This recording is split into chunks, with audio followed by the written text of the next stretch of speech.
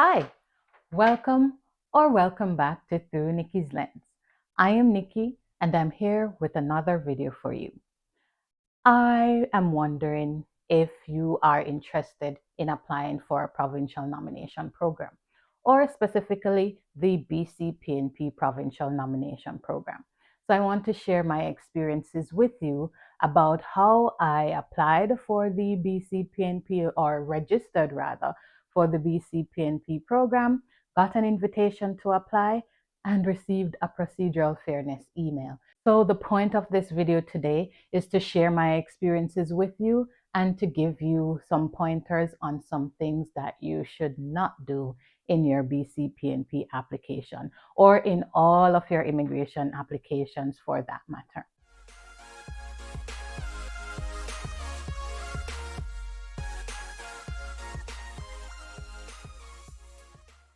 So let's get into it. Like all provinces in Canada, there is a BC PNP Provincial Nomination Program. So that's a PNP program for the province of British Columbia. So I applied for the international graduate stream, and let me just give you a little synopsis of my profile.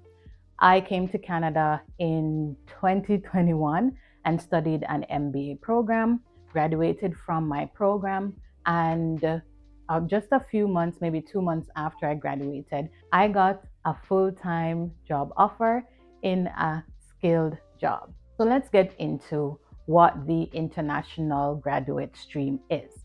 This program is, or this stream is for persons who have come to Canada and have obtained a certification. I'm reading directly from the province's website. So the eligibility for the stream is that you need to have completed a degree or a certificate from an eligible post-secondary institution in Canada in the past 3 years. So this is suggesting that you didn't have to necessarily study in the province of British Columbia to be eligible for this program. You need to have accepted a job offer that has no end date. So there's no defined end date on that offer that you would have gotten for that job.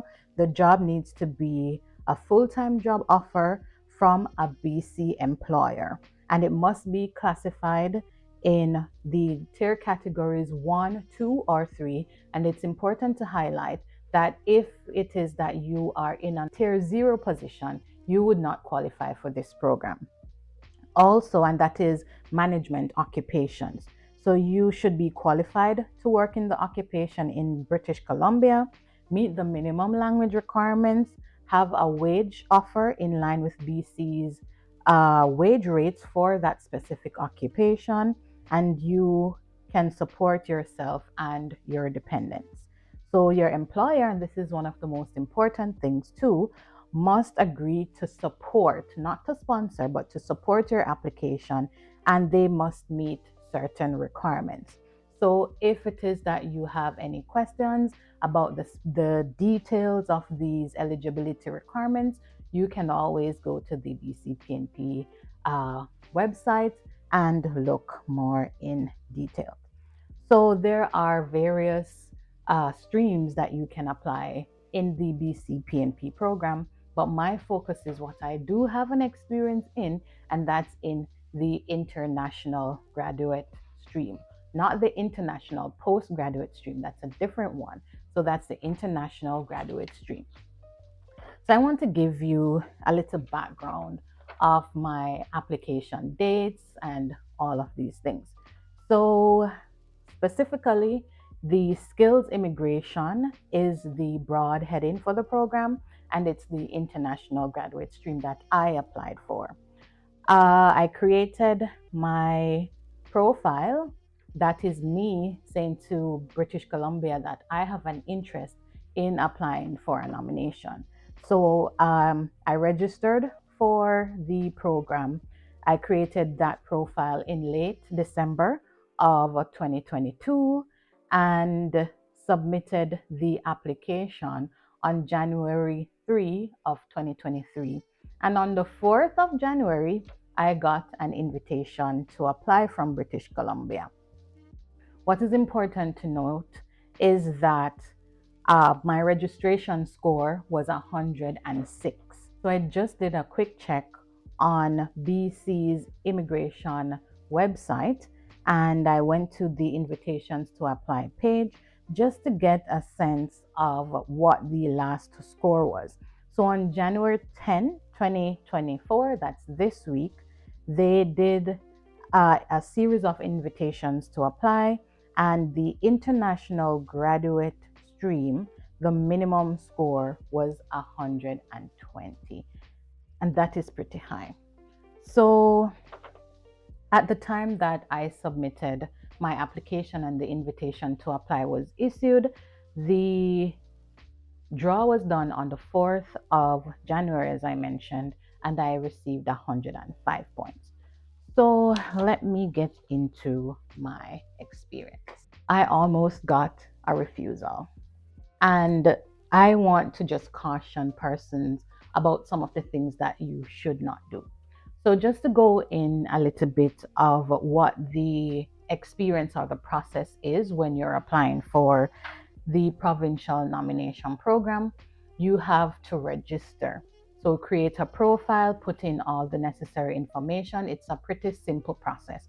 And I always emphasize that whatever application you're doing in general, but in specific relation to immigration, make sure that you are doing your application properly. Make sure that the information that you're putting in your application is correct. You're not rushing your application, because that's what happened to me. When you're in a country, you're in a country that is not your own, and you're on a temporary basis, you're in the country temporarily, you may want to try and get permanent status in the country. So you will do whatever you can do as quickly as possible to get that permanent residency application in. But that is not always a good practice. I know the anxieties, I have faced them myself, but it is always important for you to be very prepared for whatever process you're going to take on, as well as to make sure that you take time to understand the program, to understand the requirements, and to do your application well. So, my sore point was the fact that I didn't know that, like, in you're applying for your study permit, you're applying for your post graduation work permit, you're applying for a visitor's visa, temporary resident visa to Canada, you can always write a letter of explanation. In the BC Provincial Nomination Program, there is no way for you to write a letter of explanation. And even if you do, there is nowhere for you to submit that document. There is nowhere in the profile for you to explain anything. So, where I fell down is that I didn't take time. I was just overwhelmed with doing a lot of applications. I did applications, or profiles rather, for express entry times two because of my family. Um, as well as I was just trying to get into the pool. So it came to a point, working full time, you don't have a lot of time when work is done. You're trying to get things done to spend time with family, and you rush. I did not do a detailed resume. I did not outline all of the job responsibilities for some of the things as they appeared in the various job descriptions for the experiences that I put on my resume, because I was focused on tailoring your resume. When you're in Canada, you have to tailor your resume. But I did not realize that when I'm applying for this, the BC PNP program, that I needed to detail everything. So I created my profile. I put in all the experience that I thought I needed to. And there are different things that people need to take into consideration. So there are various factors. So directly related work experience to the job offer that you have, or to the position that you're currently doing. So previous work experience, experience in Canada, and if you're currently working in the job that you have, or the job offer, if you're currently working in that job, or it's just a new position that you were offered and you accepted the position, and certain other factors that you need to take into consideration. So I was trying to do everything to maximize points in all of these human capital factors, not realizing that I was setting up myself to get a refusal.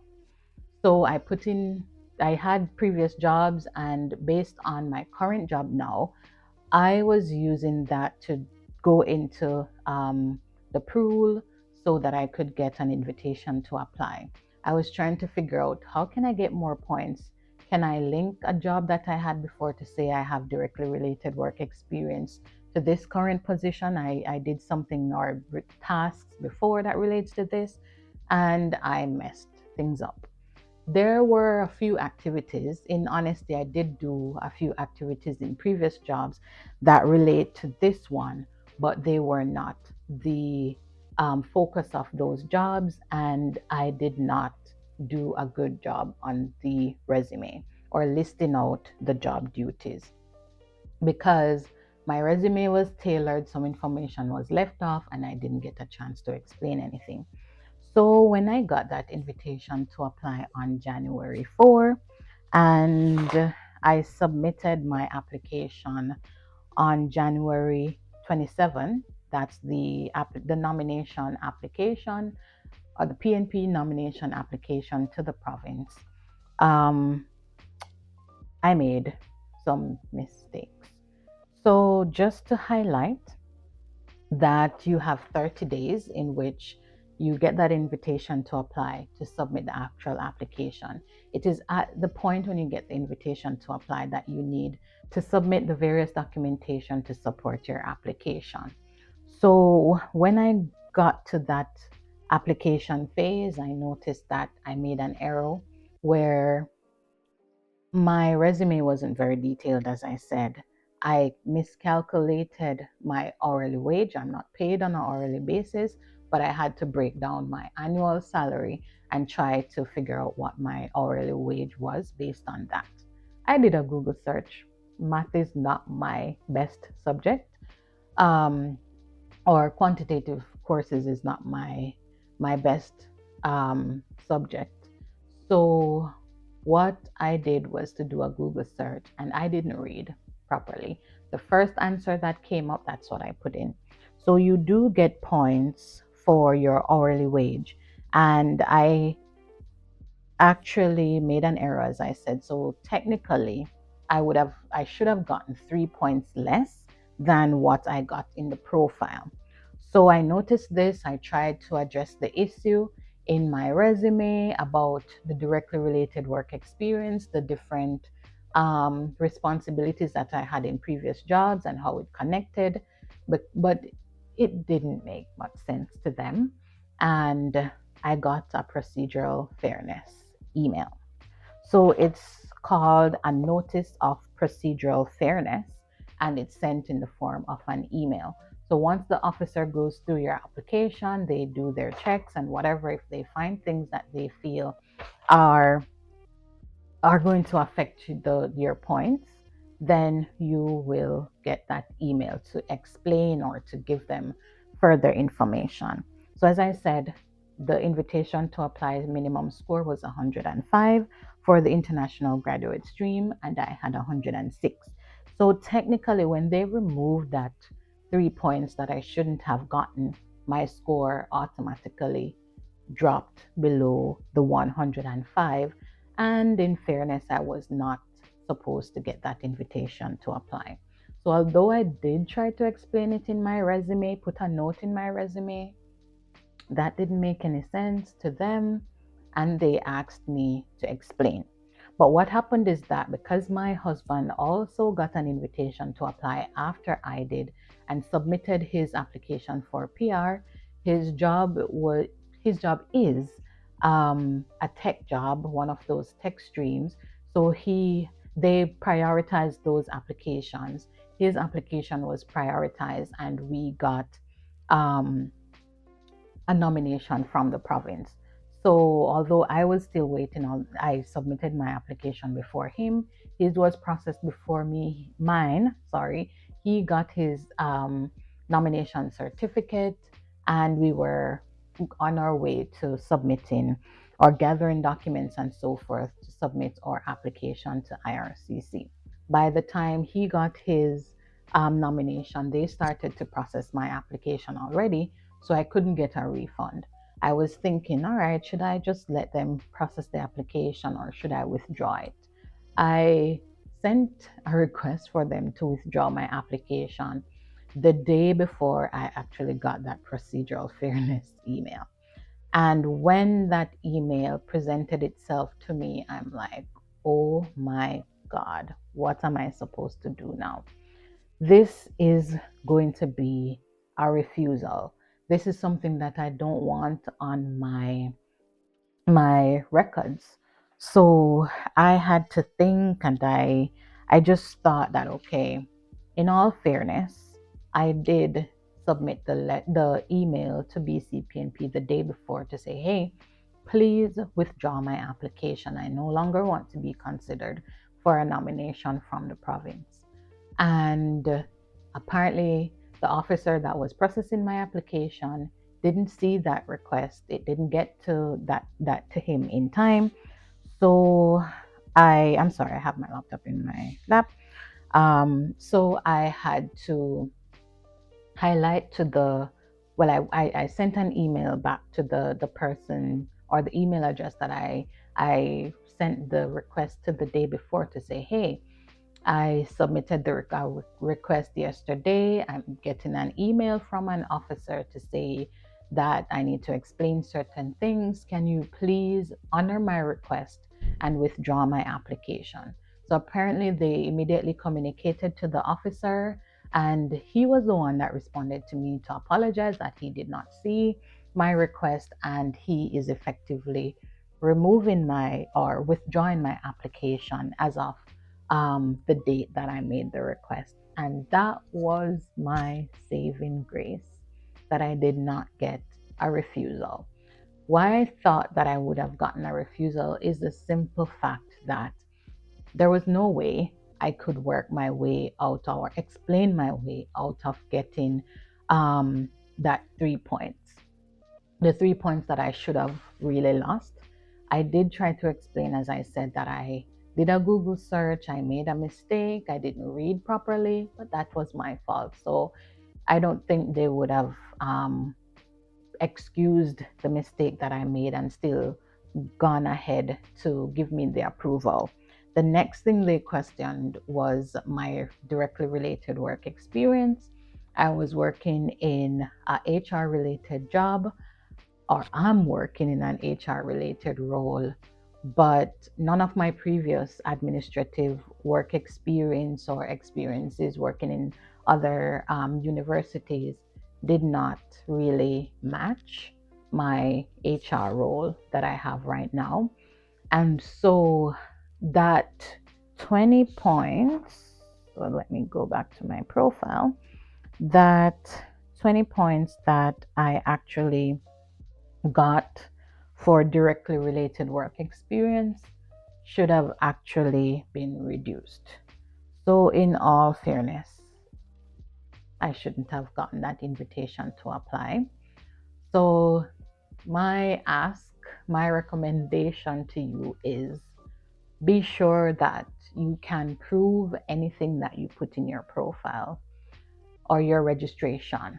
Be sure that the information is accurate.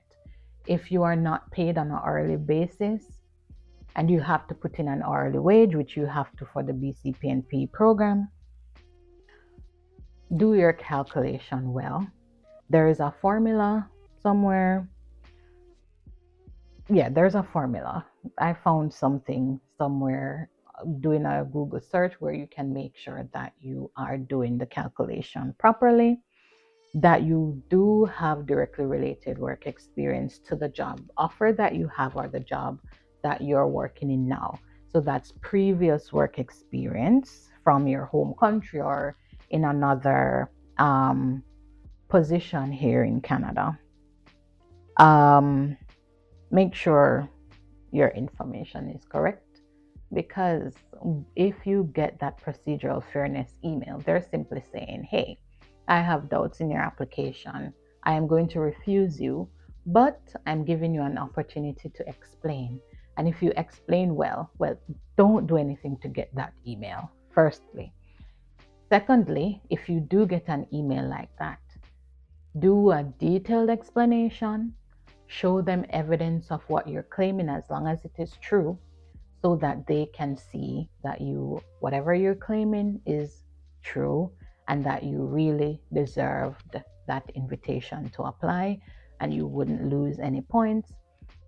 If for whatever reason your points is very high, your score rather is very high, and you should lose 2 or 3 points for whatever reason, and the cutoff score was a particular amount, and you exceeded that by 10, or I don't know if that's possible, but by however many points, and if you lose those 2 or 3 points and you still will be above the minimum cutoff score, fine. But the point is, do your application well. My next video that I will be doing, I will be going through the process of what the registration looks like, once you get the invitation to apply, what are the additional areas that you need, or parts of the application that you need to fill in information, what are the required documents, how the dashboard looks, and just go more in detail about the international graduate stream if possible. So thank you so much for making it through Nicky's Lens. If you have not already subscribed, please consider subscribing. Please like my video. Please share it with somebody that you believe can benefit from the information. And I will see you in my next video.